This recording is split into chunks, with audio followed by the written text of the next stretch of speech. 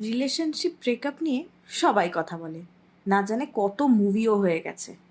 But childhood friendship breakup বা বন্ধুত্বতে বিশ্বাসঘাতকতা নিয়ে কি খুবজন কথা বলে? একেবারেই না। কথা বলা তো দূরের কথা, ভাবেও না। কোনোদিনও ভাবা যায় যার সাথে টিফিন শেয়ার করেছো, যার সাথে খেলনা বাটি নিয়ে খেলেছো, যাদের সাথে ফ্রেন্ডশিপটা চয়েসে করনি? কারণ we never knew it can be a choice.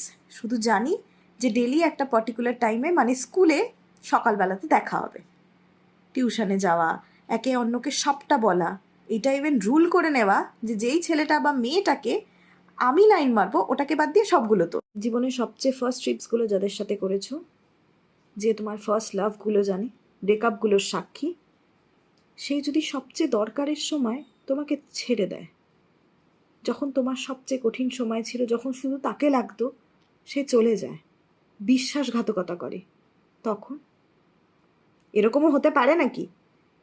পারে না, সবই পারে। এইটা আমার মতো আর কতজনের সাথে ঘটেছে আর কতজন রিলেট করতে পারছো লিখে জানাও। নেক্সট পার্ট খুব তাড়াতাড়ি আসবে।